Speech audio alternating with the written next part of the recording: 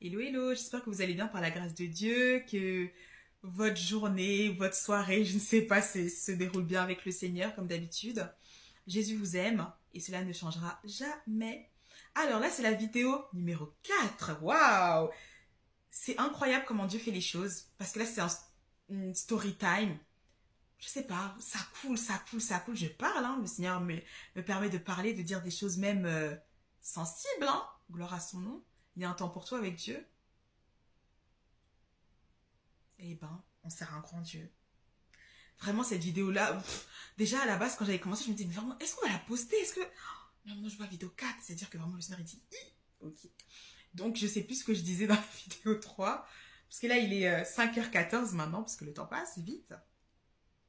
Mais en tout cas, voilà, soyez loyaux envers l'Éternel, mais aussi envers les personnes qui vous accompagnent, qui vous entourent. Il faut être bon. Il faut avoir un bon cœur. On doit vraiment faire la différence entre ceux qui servent Dieu et ceux qui ne le servent pas. Parce qu'il y a une différence. Cette différence, elle est visible et cette différence, elle est réelle. Jésus-Christ revient bientôt, c'est pas un jeu. Souvent, on peut avoir honte de partager sa foi, etc., etc. Bref, le Seigneur, il dit quoi? Celui qui aura honte de moi devant les hommes, j'aurai honte de lui devant mon Père. C'est un choix. En Christ, on est des adultes, on doit être responsable. Il faut assumer. Il faut assumer. Le monde est fait en sorte que le vrai Dieu soit mis de côté. Nous sommes des lumières, nous sommes des flambeaux, nous avons une mission, tout à chacun. Le Seigneur, il dit, hein, à celui qui a, on lui donnera encore, mais celui qui n'a pas, on va même lui retirer. La Bible, ce n'est pas une fable, hein. Ce qu'il y a dans la Bible, là, c'est réel. Dieu nous parle. Ok, Saint-Esprit. Moi, de toute façon, je sais pas, là, aujourd'hui, c'est freestyle. On va voir. Ok. Avec Dieu, il n'y a pas de hasard. J'ai ouvert, poussé par l'esprit. Il y avait, je sais pas, je pense pas que vous allez voir, mais en tout cas, il y a ici, je crois, Amos. Et là, c'est Joël. Le livre de Joël 4. Et je vais lire toute cette partie-là parce que c'est ce qui me montre. Joël 4, verset 14 au verset 21. Ce sont des foules dans la vallée du jugement. Car le jour de l'Éternel, pardon, je lis au nom du Seigneur, Joël 4, verset 14. Ce sont des foules dans la vallée du jugement, car le jour de l'Éternel est proche dans la vallée du jugement. Le soleil et la lune s'obscurcissent et les étoiles perdent leur éclat. De Sion, l'Éternel rugit. De Jérusalem, il fait entendre sa voix. Le ciel et la terre sont ébranlés. Mais l'Éternel est un refuge pour son peuple, un abri pour les Israélites. Des bénédictions pour le peuple de Dieu. Et vous saurez que je suis l'Éternel votre Dieu qui habite à Sion, ma montagne sainte. Jérusalem sera sainte, amen, et les étrangers n'y passeront plus. À ce moment-là, le vin nouveau ruissellera des montagnes, le lait coulera des collines, il y aura de l'eau dans tous les torrents de Juda. Une source sortira aussi de la maison de l'Éternel et arrosera la vallée de Sittim. L'Égypte sera dévastée. Édom deviendra un désert à cause de leur violence contre les Judéens, dont ils ont versé le sang innocent dans leur pays. Mais Juda sera toujours habité et Jérusalem le sera de génération en génération. Je vengerai leur sang que je n'ai pas encore vengé, et l'Éternel habitera dans Sion. Amen. Alléluia. Vraiment, lisez la Bible. Hein. La Bible, elle est trop merveilleuse. Ce sont des paroles que Dieu nous transmet. C'est inspiré de Dieu. C'est notre Dieu qui parle. Hein. Oui, c'est écrit par la main des hommes. Admettons, on s'en moque. C'est Dieu qui parle. Voilà, c'est notre Dieu qui parle. Hein. Voilà, il parle. Là, je vais lire un passage. Livre de Matthieu 6, Nouveau Testament. Ok. L'Éternel est vivant. Ça reprend ce que je disais dans la vidéo numéro 3. en fin de vidéo, je disais qu'il y a des personnes, des destinées, qui sont entre guillemets un peu comme mises en pause, ok? Et je disais en gros de ne pas s'inquiéter parce que votre destinée, elle est lourde.